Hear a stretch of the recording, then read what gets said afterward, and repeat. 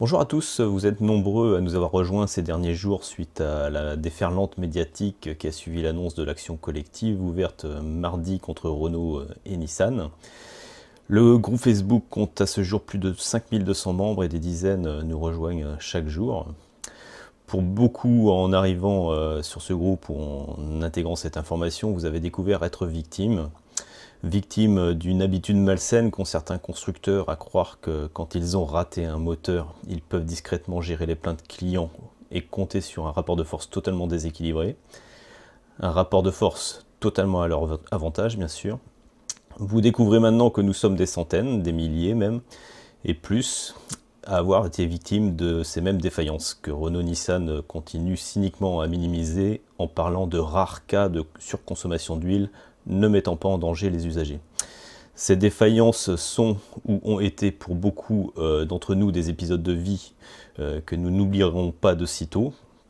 Pour certains, il s'agit même d'une frayeur vécue en présence de ces enfants à pleine vitesse sur autoroute, alors que les constructeurs savent depuis 2015.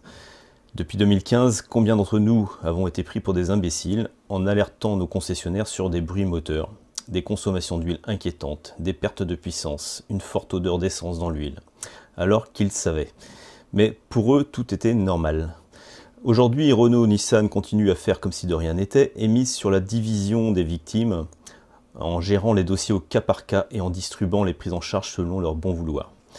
Les recours collectifs nous ont été refusés via les associations de consommateurs que sont l'UFC Que Choisir ou la CLCV par exemple, et les autorités détournent le regard. Alors quelles options avons-nous ? Lutter seul chacun de son côté ou s'apitoyer sur notre sort sur les réseaux sociaux ? Avec l'option de l'action collective qui s'offre à nous, qui vient de s'ouvrir, une opportunité inédite nous est offerte de sanctionner comme jamais le mépris et l'absence totale de bienveillance que les constructeurs nous ont opposés. Il est aujourd'hui possible de créer un précédent qui fera date et changera les mentalités des constructeurs. Pour cela, nous devons être non pas des dizaines, mais des centaines à rejoindre l'action collective qui vient de s'ouvrir. Alors, aidez-vous, aidons-nous.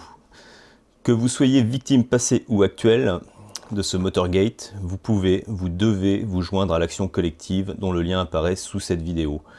Un courrier à adresser à votre assurance protection juridique y figure aussi, afin qu'ils prennent en charge les frais d'inscription à cette action.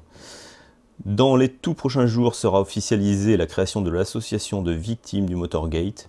Le lien pour y adhérer figurera également en description. Notre pétition d'alerte sur le site mesopinions.com a désormais dépassé les 20 000 signatures. Je vous invite également à la signer et à la partager. Vous pouvez vous abonner en cliquant ici à la chaîne YouTube. Merci à tous et courage à ceux qui font actuellement face à ces défaillances.